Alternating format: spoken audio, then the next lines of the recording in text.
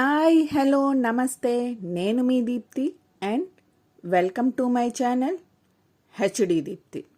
శ్రీ మహాగణపతి ఉత్సవాల్లో 5వ రోజు కనుక శ్రీ వినాయక వ్రతకల్పము గురించి ఈ వీడియోలో సవిస్తరముగా తెలియజేస్తున్నాను. శుక్లాం భరధరం విష్ణుం శశివర్ణం చతుర్భుజం ప్రసన్నవదనం ధ్యాయేత్ సర్వవిఘ్నోపశాంతయే. అగజా ఆనన పద్మార్గం గజానన మహర్నిశం అనేకదంతం భక్తానాం ఏకదంతముపాస్మహే ఏకదంతముపాస్మహే. తొండమునేకదంతము తోరపు బొజ్జయు వామహస్తమున్ మెండుగమ్రోగి గజ్జల మెల్లన చూపుల మందహాసమున్ కొండగ గుజ్జరూపమున కోరిన విద్యలకెల్ల నొజ్జయుండిడి. ఓ పార్వతి తనయ ఓయి గణాధిపా నీకు మృక్కెదన్. ఆధాంగ పూజ. ఓం గణేశాయ నమః. పాదౌ పూజయామి. ఓం ఏకదంతాయ నమః. గుల్హౌ పూజయామి. ఓం శూర్పకర్ణాయ నమః. జానూని పూజయామి. ఓం విఘ్నరాజాయ నమః. జంఘే పూజయామి. ఓం అకువాహనాయ నమః. ఊరు పూజయామి. ఓం హేరంబాయ నమః. కటిం పూజయామి. ఓం లంబోదరాయ నమః. ఉదరం పూజయామి. ఓం గణనాథాయ నమః. నాభిం పూజయామి. ఓం గణేశాయ నమః. హృదయం పూజయామి. ఓం స్థూలకంఠాయ నమః. కంఠం పూజయామి. ఓం స్కందాగ్రజాయ నమః. స్కందౌ పూజయామి.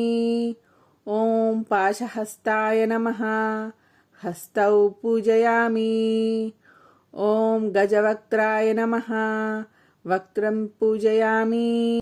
ఓం విఘ్నహంత్రే నమః. నేత్రే పూజయామి. ఓం శూర్పకర్ణాయ నమః. కర్ణౌ పూజయామి. ఓం ఫాలచంద్రాయ నమః. లలాటం పూజయామి. ఓం సర్వేశ్వరాయ నమః. శిరః పూజయామి. ఓం విఘ్నరాజాయ నమః. సర్వాణ్యంగాని పూజయామి. అతైకవింశతి పత్రపూజ. ఓం సుముఖాయ నమః. మాచీపత్రం సమర్పయామి. ఓం గణాధిపాయ నమః. బృహతీపత్రం సమర్పయామి. ఓం ఉమాపుత్రాయ నమః. బిల్వపత్రం సమర్పయామి. ఓం గజాననాయ నమః. దూర్వాయుగ్మం సమర్పయామి. ఓం హరసూనవే నమః. దూతురపత్రం సమర్పయామి. ఓం లంబోదరాయ నమః. బదరీపత్రం సమర్పయామి. ఓం గుహాగ్రజాయ నమః. అపామార్గపత్రం సమర్పయామి. ఓం గజకర్ణాయ నమః. తులసీపత్రం సమర్పయామి. ఓం ఏకదంతాయ నమః. చూతపత్రం సమర్పయామి. ఓం వికటాయ నమః. కరవీరపత్రం సమర్పయామి. ఓం భిన్నదంతాయ నమః.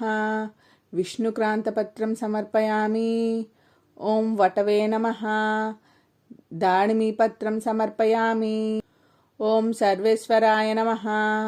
దేవదారుపత్రం సమర్పయామి. ఓం ఫాలచంద్రాయ నమః. మరువకపత్రం సమర్పయామి. ఓం హేరంబాయ నమః. సింధూవారపత్రం సమర్పయామి. ఓం శూర్పకర్ణాయ నమః.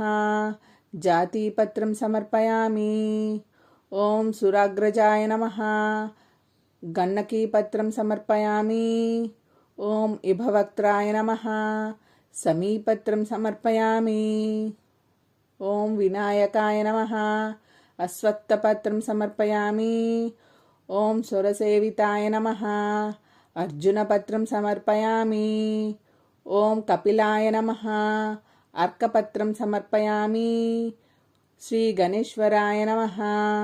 ఏకవింశతి పత్రాన్ని సమర్పయామి, పూజయామి. శ్రీ వినాయకాష్టోత్తర శతనామావళి.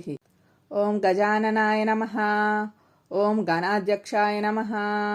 ఓం విఘ్నరాజాయ నమః. ఓం వినాయకాయ నమః. ఓం ద్వైమాతురాయ నమః. ఓం ద్విపముఖాయ నమః. ఓం ప్రముఖాయ నమః. ఓం సుముఖాయ నమః. ఓం కృతినే నమః. ఓం సుప్రదీపాయ నమః. ఓం సుఖనిధయే నమః. ఓం సురాధ్యక్షాయ నమః. ఓం సురారిగ్నే నమః. ఓం మహాగణపతే నమః. ఓం మాన్యాయ నమః. ఓం మహాబలాయ నమః. ఓం హేరంబాయ నమః. ఓం లంబజఠరాయ నమః. ఓం హ్రస్వగ్రీవాయ నమః. ఓం మహోదరాయ నమః. ఓం మదోత్కటాయ నమః. ఓం మహావీరాయ నమః. ఓం మంత్రినే నమః. ఓం మంగళస్వరాయ నమః. ఓం ప్రమథాయ నమః. ఓం ప్రథమాయ నమః. ఓం ప్రాజ్ఞాయ నమః. ఓం విఘ్నకర్త్రే నమః. ఓం విఘ్నహంత్రే నమః. ఓం విశ్వనేత్రే నమః. ఓం విరాట్పతయే నమః. ఓం శ్రీపతయే నమః. ఓం వాక్పతయే నమః. ఓం శృంగారినే నమః. ఓం ఆశ్రితవత్సలాయ నమః. ఓం శివప్రియాయ నమః. ఓం శీఘ్రకారిణే నమః. ఓం శాశ్వతాయ నమః. ఓం బలాయ నమః. ఓం బలోత్తితాయ నమః. ఓం భవాత్మజాయ నమః. ఓం పురాణపురుషాయ నమః. ఓం పూష్ణే నమః. ఓం పుష్కరోక్షిప్తవారిణే నమః. ఓం అగ్రగణ్యాయ నమః. ఓం అగ్రపూజ్యాయ నమః. ఓం అగ్రగామినే నమః. ఓం మంత్రకృతే నమః. ఓం చామీకరప్రభాయ నమః. ఓం సర్వస్మైలాస్యాయ నమః. ఓం సర్వకర్త్రే నమః. ఓం సర్వనేత్రే నమః. ఓం సర్వసిద్ధిప్రదాయ నమః. ఓం అనఘాయ నమః. ఓం పంచహస్తాయ నమః. ఓం పార్వతీనందనాయ నమః. ఓం ప్రభవే నమః. ఓం కుమారగురవే నమః. ఓం అక్షోభ్యాయ నమః. ఓం కుంజరాసురభంజనాయ నమః. ఓం ప్రమోదాయ నమః. ఓం మోదకప్రియాయ నమః. ఓం కాంతిమతే నమః. ఓం ధృతిమతే నమః. ఓం కామినే నమః. ఓం కపిత్తవనప్రియాయ నమః. ఓం బ్రహ్మచారిణే నమః. ఓం బ్రహ్మరూపిణే నమః. ఓం బ్రహ్మా విద్యాది దానభువే నమః. ఓం జిష్ణవే నమః. ఓం విష్ణుప్రియాయ నమః. ఓం భక్తజీవితాయ నమః. ఓం జితమన్మథాయ నమః. ఓం ఐశ్వర్యకారణాయ నమః. ఓం జాయసే నమః. ఓం యక్షకిన్నరసేవితాయ నమః. ఓం గంగాసుతాయ నమః. ఓం గణాధీశాయ నమః. ఓం గంభీరనినదాయ నమః. ఓం వటవే నమః. ఓం అభీష్టవరదాయ నమః. ఓం జ్యోతిషే నమః. ఓం భక్తనిధయే నమః. ఓం భావగమ్యాయ నమః. ఓం మంగళప్రియాయ నమః. ఓం అవ్యక్తాయ నమః. ఓం అప్రాకృతపరాక్రమాయ నమః. ఓం సత్యధర్మిణే నమః. ఓం సుఖప్రదాయ నమః. ఓం సరసాంబు నిధయే నమః. ఓం మహేశాయ నమః. ఓం దివ్యాంగాయ నమః. ఓం మణికింకిణీ మేఖలాయ నమః. ఓం సమస్త దేవతామూర్తయే నమః. ఓం సతతోత్థితాయ నమః. ఓం విఘాతకారిణే నమః. ఓం విశ్వదృశే నమః. ఓం విశ్వరక్షాకృతే నమః. ఓం కళ్యాణగురవే నమః. ఓం ఉన్మత్తవేషాయ నమః. ఓం అపరాజితాయ నమః. ఓం సమస్త జగదాధారాయ నమః. ఓం సర్వేశ్వర్యప్రదాయ నమః. ఓం ఆక్రాంతచిదచిత్ప్రభవే నమః. ఓం విఘ్నేశ్వరాయ నమః. ఓం వరసిద్ధి వినాయక స్వామినే నమః. శ్రీ వినాయక వ్రత కథ. శ్రీమదఖిలాండ కోటి బ్రహ్మాండ నాయకుడైన భగవంతుని సృష్టి విశేషమగు భారతదేశంలో చాలా కాలమునకు పూర్వం చంద్రవంశానికి చెందిన ధర్మరాజు అనే రాజు జ్ఞాతుల వలన సరిసంపదలన్నీ పోగొట్టుకుని భార్యతోనూ 9 తమ్ముళ్లతోనూ కలిసి వనవాసం చేయుచు ఒకనాడు నైమిషారణ్యమునకు వెళ్ళాడు. అక్కడ సౌనకాది ఋషి ప్రముఖులకు అనేక పురాణ రహస్యాలను బోధించుచున్న సూతమహామునిని దర్శించి నమస్కరించి, అయ్యా, మేము మా దాయాదులచే దగా చేయబడి ధన కనక వస్తు వాహన రాజ్యాధికారములన్నిటినీ పోగొట్టుకుని ఉన్నాము. ఈ కష్టములన్నీ గడిచి మా రాజ్య వైభవములు మరలా మాకు లభించుటకు గాను ఏదైనా సులభమైన వ్రతాన్ని ఉపదేశించండి అని ప్రార్థించగా, సూతుడతనికి వినాయక వ్రతం చెయ్యి అని ఆదేశించి ఇలా చెప్పసాగాడు. ధర్మరాజా, ఒకానొక సందర్భంలో శ్రీ కుమారస్వామి కైలాసవాసి అయిన పరమశివుణ్ణి దర్శించి, తండ్రి, మానవులు ఏ వ్రతం చేయడం వలన సమస్తమైన విజయ వైభవాలను పుత్రపౌత్రాదిగా వంశవృద్ధిని పొంది అన్ని కోరికలు తీరిన వారే సకల సుఖ సౌభాగ్యాలను పొందుతారో అటువంటి వ్రతాన్ని చెప్పవలసింది అని కోరాడు. అందుకు సమాధానంగా శివుడు, నాయనా కుమారస్వామి, సర్వసంపత్కరము, ఉత్తమము, ఆయుష్కామార్థ సిద్ధిప్రదము అయిన వినాయక వ్రతం అనేదొకటుంది. దీనిని భాద్రపద శుద్ధ చవితి నాడు ఆచరించాలి. ఆ రోజు ప్రాతకాలమే నిద్రలేచి స్నానం చేసి శుచిర్భుతుడై నిత్యకర్మలు నెరవేర్చుకొని తమ శక్తి మేరకు బంగారంతో గాని వెండితో గాని లేదా కనీసం మట్టితో గాని విఘ్నేశ్వరుడి బొమ్మను చేసి తమ ఇంటికి ఉత్తర దిక్కులో వడ్లు గాని బియ్యం గాని పోసి మండపాన్ని నిర్మించి అష్టదళ పద్మాన్ని ఏర్పరిచి గణేశ్వర ప్రతిమను ప్రతిష్ఠించి శ్వేత గంధాక్షత పుష్ప పత్రాదులతో పూజించి ధూపదీపాలను వెలగా నేరేడు చెరుకు మొదలైన ఫలములను ప్రత్యేకముగా రకమున 21 ప్రకారము నివేదించి నృత్యగీత వాద్య పురాణ పఠనాదులతో పూజను ముగించి యథాశక్తి వేద విధులైన విప్రులకి దక్షిణ తాంబూలాదులిచ్చి బంధుజనంతో కలిసి నూనెను ఉపయోగించకుండా అనగా నేతితో చేసిన వివిధ భక్ష్యభోజ్యాదులతో భోజనం చేయాలి. మరునాడు ఉదయం స్నానం సంధ్యలు పూర్తి చేసుకొని యథాశక్తిగా బ్రాహ్మణులను దక్షిణ తాంబూలాలతో సంతుష్టపరచాలి. ఈ విధంగా ఎవరైతే ఈ వినాయక వ్రతాన్ని చేస్తారో వాళ్ళకి శ్రీ గణపతి ప్రసాదం వలన సకల కార్యములు సిద్ధిస్తాయి. ఆ విధంగా షణ్ముఖునికి శివునిచే చెప్పబడిన ఈ వ్రతాన్ని నువ్వు కూడా ఆచరించు. గతంలో విదర్భ యువరాణి దమయంతి ఈ వ్రతం చేయడం వలననే తాను ప్రేమించిన నలమహారాజును పెండ్లాడగలిగింది. విఘ్నేశ్వర పూర్వకాలంలో గజాసురుడను గజరూపము గల రాక్షసుడు శివుని గూర్చి తపస్సు చేయగా అతన్ని తపస్సుకు మెచ్చి శివుడు అతని ఉదరములో నివాసం ఉండేటట్లుగా వరం ఇస్తాడు. కైలాసంలో పార్వతీదేవి శివుని జాడ తెలియక కంగారు పడుతూ అన్వేషించగా శివుడు గజాసురుని ఉదరమందు ఉన్నాడని తెలుసుకొని శ్రీహరిని ప్రార్థించి ఎలాగైనా శివుని రక్షించి బయటకు తీసుకురమ్మని వేడుకుంది. అంతటి శ్రీహరి శివుని వాహనమైన నందిని చిత్ర విచిత్రములుగా అలంకరించి గంగరెద్దుల మేలము వారిలా వేషము ధరించి గజాసురుని దగ్గరకు వెళ్ళి నందిని గంగిరెద్దులా ఆడించి మెప్పించి వరము కోరుకునేలా చేశాను. అంతట శ్రీహరి గజాసురునితో నీ ఉదరమునందున్న శివుని కావాలి అని కోరగా వచ్చినవాడు శ్రీహరి అని కనిపెట్టి తనకు మరణం తప్పదని భావించాడు. శ్రీహరి ఆజ్ఞతో నంది తన కొమ్ములతో గజాసురుని ఉదరము చీల్చగా అందులో నుండి శివుడు బయటకు వచ్చెను.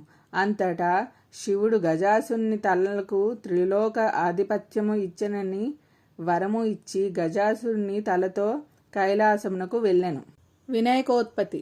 కైలాసములో పార్వతి శివుని రాక గురించి తెలుసుకొని ఎంతో సంతోషించి స్వాగతం చెప్పేందుకై స్నాన అలంకారాలు ముగించే సమయంలో చేతిలో ఉన్న నలుగుపిండిని నలుపుతూ పతి పరధ్యానములో ఉండి ఒక అందమైన బాలుడి ప్రతిమను చేసింది. ఆ ప్రతిమ అందంగా ఉన్న కారణంగా ప్రాణప్రతిష్ఠ చేసింది. ఆ బాలుణ్ణి గుమ్మం ముందు కూర్చోబెట్టి ఎవ్వరినీ లోనికి రానివ్వద్దని తను అలంకరణ పూర్తి చేసుకు వస్తానని చెప్పి లోపలికి వెళ్ళింది. కొంతసేపటికి శివుడు వచ్చాడు. కాని గుమ్మానికి కావలిగా ఉన్న బాలుడు శివుడు ఎవరో తెలియక లోనికి ప్రవేశం లేదన్నాడు. ఇద్దరికి వాగ్వివాదం జరిగింది. శివునికి తన ఇంట్లో తనకే అనుమతి లేదా అంటూ ఉగ్రుడై తన త్రిశూలంతో బాలుని కంఠాన్ని నరికివేశాడు. ఇంతలో పార్వతి వచ్చి శిరస్సు లేని బాలుని చూసి విలపించింది. శివుని ఎలాగైనా బాలుణ్ణి బతికించమని వేడుకుంది. అంతకు ముందే గజాసురుణ్ణి సంహరించి తెచ్చిన శిరస్సుని ఆ బాలుని మొండానికి అతికించి బాలుని బ్రతికించాడు. గజాసురుని శిరస్సుకు శాశ్వత త్రిలోక పూజ్యతను కల్పిస్తానని ఇచ్చిన వరం ఇలా ఫలించింది. గణేశుడు గజాననుడై త్రిలోక పూజ్యతను దక్కించుకున్నాడు. ఆ తర్వాత శివపార్వతులకు కుమారస్వామి జన్మించాడు. విఘ్నేశాధిపత్యం. ఒకనాడు దేవతలు, మునులు, ఋషులు అందరూ కలిసి పరమేశ్వరుని వద్దకు వచ్చి విఘ్నములకు అధిపతిని ఇమ్మని కోరారు. గణేశుడు తాను జ్యేష్ఠుడను కనుక తనకు ఆధిపత్యం ఇమ్మని తండ్రిని కోరాడు. కాని కుమారస్వామి, నువ్వు మరుగుజ్జువి, నువ్వేం అధిపతివి కాగలవు, తనను అధిపతిని చేయమని శివుని ప్రార్థించాడు. అంతటా శివుడు తన కుమారుల వాగ్విదాన్ని ఉద్దేశించి, మీ ఇద్దరిలో ఎవరైతే ముల్లోకములలోని పవిత్ర నదులలో స్నానం చేసి ముందుగా వస్తారో వారికే ఆధిపత్యం లభిస్తుందని చెప్పాడు. కుమారస్వామి వెంటనే బయలుదేరాడు. కాని గజాననుడు అచేతనుడై అంత వేగంగా ముల్లోకాల్లోని అన్ని నదులలో స్నానం చేసి రావడం కష్టమని, దానికి ఉపాయం చెప్పమని తండ్రిని కోరాడు. అంతా పార్వతీ పరమేశ్వర్లు గజాననుని సూక్ష్మబుద్ధికి మెచ్చి నారాయణ మంత్రము ఉపదేశించారు. నారములు అనగా జలములు, జలములన్నీ నారాయణుని ఆధీనములు. అంటే నారాయణ మంత్ర ఆధీనంలో జలాలన్నీ ఉంటాయి. గజాననుడు ఆ మంత్రం చదువుతూ తల్లిదండ్రుల చుట్టూ ప్రదక్షిణం చేశాడు. ఆ మంత్ర ప్రభావాన ప్రతి పుణ్యతీర్థంలో కూడా కుమారస్వామి కన్నా ముందే గజాననుడు స్నానం ఆచరించి ఎదురుపడేవాడు. ఇలా ముల్లోకాల్లో ఉన్న అన్ని నదుల్లో గజాననుడే ముందుగా స్నానం ఆచరించడం చూసి ఆశ్చర్యపోయి కైలాసానికి వెళ్ళాడు. అక్కడ అన్నగారిని చూసి ఆశ్చర్యపడి కుమారస్వామి, తండ్రి, అన్నగారి మహిమ తెలియక ఆధిపత్యాన్ని కోరాను, నన్ను క్షమించండి, ఆధిపత్య అర్హత అన్నగారికే దక్కుతుంది అని ప్రార్థించాడు. ఈ విధంగా గజాననుడు విఘ్నములకు అధిపతై విఘ్నేశ్వరునిగా కొలవబడుతున్నాడు. శమంతకోపాఖ్యాయనం. సత్రాజిత్ అనే రాజు ఈ యొక్క భక్తి మెచ్చి సూర్యుడతనికి శమంతకమణిని ప్రసాదించాడు. ఒకానొక సందర్భంలో శ్రీకృష్ణుడు ఆ మణిని తనకిమ్మని సత్రాజిత్తును అడిగాడు. కాని సత్రాజిత్ తిరస్కరించాడు. తదుపరి కాలంలో సత్రాజిత్తు తమ్ముడైన ప్రసేనజిత్తుడనేవాడు ఆ మణి పొదిగిన హారాన్ని తాను ధరించి అడవిలో వేటకు వెళ్ళాడు. అక్కడొక సింహము అతన్ని వధించి ఆ మణినొక మాంసఖండంగా భావించి ఎత్తుకొని పోతుండగా ఆ అడవిలోనే ఉన్న జాంబవంతుడనే భల్లూక రాజు సింహాన్ని చంపి ఆ మణిని తాను తీసుకుని తన కుమార్తె అయిన జాంబవతికి ఇచ్చాడు. కాని శమంతకమణి మీద ఆశ కలిగి ఉన్న శ్రీకృష్ణుడే తన తమ్ముణ్ణి చంపి దాన్ని దొంగిలించి ఉంటాడని సత్రాజిత్తు ఒక పుకారును లేవదీశాడు. ప్రజలంతా ఇది నమ్మసాగారు. ఆ వార్త విని బాధపడిన బలరాముణ్ణి ఓదారుస్తూ శ్రీకృష్ణుడు, అన్నయ్య బాధపడకు, వినాయక చవితి నాడు పాలపాత్రలో చంద్రుడి ప్రతిబింబం చూడడం వలననే నాకు ఈ అపవాదు కలిగిందని చెప్పాడు. చవితి చంద్రుడికి అపవాదికి సంబంధం ఏమిటని బలరాముడు అడగగా శ్రీకృష్ణుడిలా చెప్పసాగాడు. శ్రీ వినాయకుడు చంద్రుని శపించుట. శ్రీ వినాయకుని జన్మదినమైన ఒకానొక భాద్రపద శుద్ధ చవితి నాడు కైలాసంలో కుబ్జరూపుధరుడైన విఘ్నేశ్వరుడు ఆనంద తాండవం చేస్తూ ఉండగా అక్కడే ఉన్న చంద్రుడది చూసి అపహాస్యం చేశాడు. అందుకు కోపించిన వినాయకుడు, ఓరి చవితి చంద్రుడా, ఈ రోజు నుంచి నిన్ను చూసిన వాళ్ళందరూ నీలాపనిందల పాలై పోయెదురుగాక అని శపించాడు. అనంతరం చంద్రుడు, దేవతలు కలిసి ప్రార్థించిన మీదట భాద్రపద శుద్ధ చవితి నా జన్మదినం నాడు శివుడు కుమారస్వామికి చెప్పిన విధంగా నన్ను పూజించి ఈ కథ చెప్పుకొని ఆ కథాక్షతలను ధరించిన వారు త్వరలోనే అపవాదుల నుండి బయటపడి అన్ని విధాలైన సుఖ సంపత్ సౌభాగ్యాలను పొందుతారని వరమిచ్చాడు. ఆ సంగతి తెలిసి కూడా నేను గత వినాయక చవితి నాడు ఆయనను పూజించకుండానే ఆ రాత్రి పాలకుండలో చంద్రుడు ప్రతిబింబం చూడడం వలనే ఈ అపనింద పడ్డాను. బలరాముడు తక్షణమే శ్రీకృష్ణుడి చేత వినాయకుడి వ్రతం చేయించాడు. వ్రతం చేసుకొని కథాక్షతలను ధరించి కృష్ణుడు తన అపనిందను మాపుకునేందుకు గాను బయలుదేరాడు. జాంబవత్యుపాఖ్యాయనము మరియు సత్యభామ పరిణయము. శ్రీకృష్ణుడు సరాసరి ప్రసేనజిత్తు వెళ్లిన అడవికి వెళ్లి అక్కడ అతని మృతకళేబరాన్ని, దాని చెంతనే ఉన్న సింహపు అడుగుజాడల్ని చూసి వాటిని వెన్నంటి వెళ్లి జాంబవంతుడి జాడలు తెలుసుకొని అతని గుహలోకి ప్రవేశించాడు. జాంబవంతుడి కూతురు జాంబవతి యొక్క క్రీడాలోక కేలికేందుకంగా కట్టి ఉంది శమంతకమని. దానిని తీసుకోబోయిన శ్రీకృష్ణుడి జాంబవంతుడు నిరోధించాడు. ఇద్దరికీ యుద్ధం జరిగింది. జాంబవంతుడు ఓడిపోయాడు. శమంతకమణితో పాటు కూతురైన జాంబవతిని కూడా శ్రీకృష్ణుడికి సమర్పించుకున్నాడు. కృష్ణుడు జరిగినది అందరికీ చెప్పి మణిని సత్రాజిత్తుకి ఇచ్చాడు. కృష్ణుణ్ణి అనుమానించి నిందించినందుకు సిగ్గుపడ్డ సత్రాజిత్తు తన కుమార్తె అయిన సత్యభామను కూడా శ్రీకృష్ణునికి ఇచ్చి వివాహం జరిపించాడు. ధర్మరాజా, వృత్రాసురుణ్ణి చంపేందుకు ఇంద్రుడు, గంగను భూమికి తెచ్చేటప్పుడు భగీరథుడు, క్షీరసాగర మదనమప్పుడు దేవదానవులు, సీతాన్వేషణలో శ్రీరాముడు, కుష్ఠవ్యాధి నివారణకు సాంబుడు కూడా ఈ వినాయక వ్రతాన్ని చేసి విజయాయురారోగ్యాలను పొందారు. తన వ్రతం చేసిన భక్తులు తలచిన పనులన్నీ తక్షణమే సిద్ధింపజేస్తాడు. కనుకనే ఈయనను సిద్ధి వినాయకుడు అని కూడా అంటారు. విద్యార్థులకు విద్యని, జయార్థులకు జయాన్ని, ధనార్థులకు ధనాన్ని, పుత్రార్థులకు పుత్రులని ప్రసాదిస్తుంది వ్రతం. వితంతువులు పూజించినట్లయితే మరే జన్మలోనూ వైధవ్యాన్ని పొందరు. కాబట్టి ధర్మరాజా, నువ్వు ఈ వ్రతం చేసి నీ శత్రువులను గెలిచి మరలా రాజ్యాన్ని పొందు. సమస్త బ్రహ్మ క్షత్రియ వైశ్య శూద్రాదులు కూడా ఈ వ్రతాన్ని యథావిధిగా ఆచరించి శ్రీ గణపతి అనుగ్రహం చేత సకల ఐశ్వర్యాలను పొందుతురుగాక అని సూతుడు చెప్పగా విని ధర్మరాజు వ్రతం చేసి కష్టములు తీరి శత్రువులను గెలిచి రాజ్యాన్ని సంపాదించుకుని మహారాజుగా పట్టాభిషిక్తుడయ్యాడు. శ్రీ వినాయక వ్రత కథ సంపూర్ణం. వక్రతుండ మహాకాయ సూర్యకోటి సమప్రభా నిర్విఘ్నం గురుమే దేవా సర్వకార్యేషు సర్వదా సర్వకార్యేషు సర్వదా. సర్వే జనా సుఖినో భవంతు. నచ్చితే లైక్ అండ్ సబ్స్క్రైబ్ చేయండి. మరొక వీడియోలో మరొక కొత్త అంశంతో మళ్ళీ కలుద్దాం. అంతవరకు ధన్యవాదాలు. Thank you. బాయ్.